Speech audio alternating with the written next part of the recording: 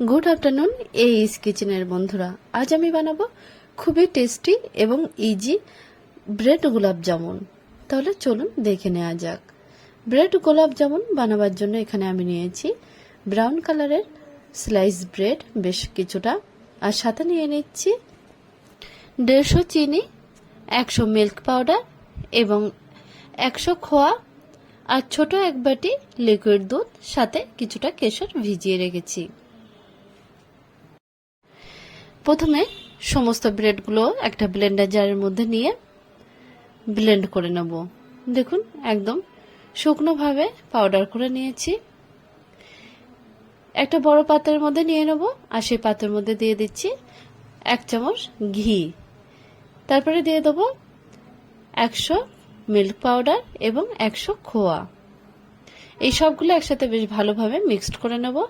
তারপরে কেশর ভেজানো দুধ দিয়ে অল্প অল্প দুধ দিয়ে ডোটা বানিয়ে নেব। গোলাপ জামুনের ডোটা অল্প অল্প কেশর ভেজানো দুধ দিয়ে ডোটা বানিয়ে নিয়েছি। তারপরে একটা প্লেট দিয়ে ঢেকে রাখবো আধা ঘন্টা। আধা ঘন্টা পরে ডোটা দেখুন এরকমই হবে। এবার হাতে তালুতে একটু ঘি লাগিয়ে নিলাম। তারপরে ডোটা থেকে অল্প কিছুটা হাতের তালুর মধ্যে নিয়ে এরকম ভাবে রাউন্ড করে নেব। দেখুন রাউন্ড শেপ দিয়ে নিয়েছি, একদম গোলাপ জামুনের শেপ দিয়ে নিয়েছি। এইভাবে ডো থেকে গোলাপ জামুন আমি বানিয়ে নিচ্ছি। দেখুন সমস্ত গোলাপ জামুন বানানো হয়ে গেছে।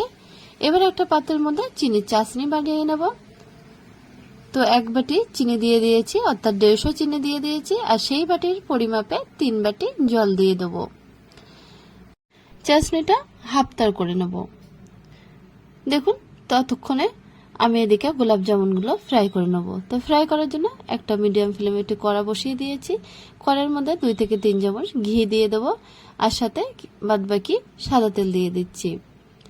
তেল এবং ঘিটা যখন গরম হয়ে আসবে তখন গ্যাসের ফ্লেমটা লো টু মিডিয়ামে রেখে প্রত্যেকটা গোলাপ জামুন আমি তেলের মধ্যে দিয়ে দিয়েছি। আর দেখুন উল্টে পাল্টে বেশ ভালোভাবে গোল্ডেন ফ্রাই করে নেব। একদম গোলাপ জামুনের মতো কালার চলে এসে এই সময় তুলে নেব। বাদবাকি গোলাপ জামুনগুলো আমি একইভাবে ফ্রাই করে নেব। দেখুন এতক্ষণে চিনির চাশনিটা অনেকটাই প্রায় হয়ে গেছে। গোলাপ জামুনগুলো ফ্রাই করা হয়ে গেছে। এবার প্রত্যেকটা গোলাপ জামুন চিনির চাশনিতে দিয়ে দিচ্ছি। এইভাবে ভিজিয়ে রেখে দেবো 2 থেকে 3 ঘন্টা। দেখুন একটা ঢাকনা দিয়ে 2 ঘন্টা রেখে দিচ্ছি। তৈরি হয়ে গেছে ব্রেড গোলাপ জামুন। খুব সহজে এবং খুব তাড়াতাড়ি গোলাপ জামুন বানানো হয়ে গেল। তাহলে বন্ধুরা, আমার এই গোলাপ জামুনের রেসিপিটা যদি আপনাদের ভালো লেগে থাকে তাহলে অবশ্যই ভিডিওতে একটা লাইক করবেন, আর চ্যানেলটা যদি এখনো পর্যন্ত সাবস্ক্রাইব করা না থাকে তবে সাবস্ক্রাইব করার অনুরোধ রইল।